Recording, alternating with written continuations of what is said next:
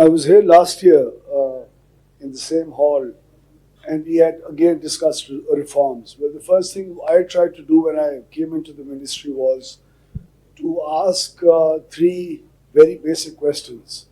Are we resilient enough technically? Is the power sector resilient enough technically to absorb and bear any disruptions within the entire sector? The answer was no, absolute no. It wasn't a complete no. We were good enough, but we were not good enough as per the international standards and whatever we required in the power sector. The next question was, are we financially resilient enough to absorb the high costs of fuel and any financial disruptions like devaluation of the rupee that completely broke the backbone of the power sector and got the capacity payments to skyrocket, and higher interest rates that did the same to it, and hence the increase in the price of energy. And the answer was again no. And the third and the most important was is the governance structure in the power sector and the regulatory framework and the regulatory authority. Are these three very important components of governing the power sector? Are they resilient enough, and are they strong enough, and are they capable enough to steer the power sector towards efficiency? And the answer was again no. I think there is a huge space that some of it we have been able to assume in terms of improvement. The rest is going to, well, take some time, and Pakistan is going to be moving towards that. We are in the middle of doing that. So once we did that, we listed down a list of reforms that we thought were very important. Daniel Saab ne just asked a question, when would the reforms actually happen?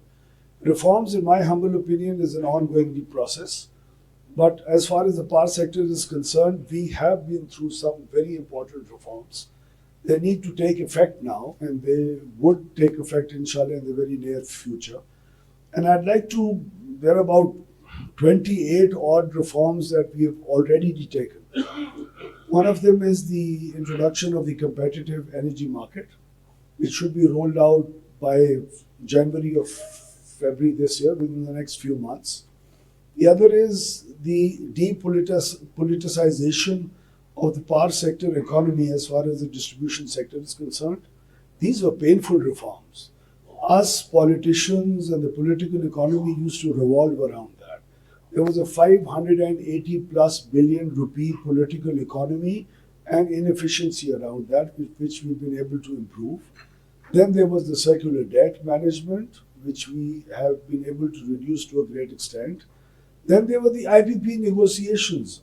I'm sorry, I know some of the investors might say, oh, your policies are not consistent enough, and in the middle of it, you go ahead and start negotiating with the same people who you have signed investment agreements with. But the basis of those agreements was not transparent and competitive enough for them to sustain and pull throughout the life of those agreements. Someday, when the government wakes up, it finds enough space to harvest for the betterment of the people and the sustainability of the sector also. So, with a very heavy heart, we had to sit down and renegotiate some of the terms of the IPPs that existed in Pakistan that on our asking had kindly invested into the country. But we did find enough fault lines for us to actually put into order. The other was the early retirement of inefficient plants. The other thing that happened in the past few years, and we are actually proud of that, but now it's become scary because of the grid instability factor that's coming in, is our renewable energy share of our entire grid. And we should be actually proud as a nation. The Australians were boasting the other day, that their grid has produced 40% clean energy last year. We've done 55% clean energy last year. Hydel is also clean energy, and we're actually proud of the fact that Pakistan has already been through the solar revolution. Do we know that there are 19,000 megawatts of solar energy installed in the system today, off and on grid? And this is also bringing about a huge amount of the pressure on the people who are on the grid and are just using grid power. So we need to have net metering regulations. Another very painful part of the reform, that we have anchors and news reporters and everybody who has a voice in this country has a net metering solution in their house or in their office or in their industry, and they've done it for a good purpose because the price of power was expensive. But I think those regulations need to be improved to a point where it still makes business sense for the investor and yet is not a burden on the rest of the consumers. So better governance in distribution companies, competitive markets. IGSEP itself, उन्होंने कहा अभी जहाजेब साहब ने कहा that the government needs to pull out of some parts of some of these sectors. I mean, we were the only buyers of power in the past. The introduction of the competitive markets means that no more power being bought by the government ever in the future. So competitive markets and buyers and sellers would be trading energy amongst themselves. So just the fact, I mean, for the first time in our country's history, and these are reforms, Mr. Daria, that have already happened. For the first time in Pakistan's history, there has been a proper planning process through which our future power acquisition would be in place after the proper due diligence of the entire system.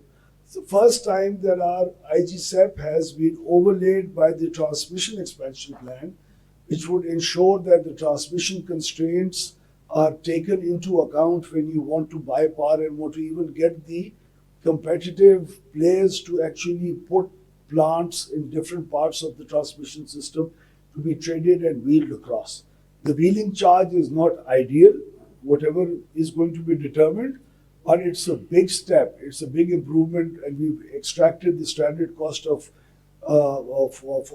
capacity payments from the wheeling the part of it. I could also list down, and if you give me another opportunity, I'd like to quickly run through the rest of the reforms. Another very important thing, the ministry never used to go through processes of review of the regulator's decisions. It was just a given, irrespective of whether the regulator had the capacity to do whatever the determinations it was coming out with, irrespective of the fact whether the regulator or other parts of the governance structure were influenced by X, Y, or Z. This sector was burdening the exchequer with a huge amount of money that we could not afford. Absolutely not. And we could not have been able to sustain ourselves.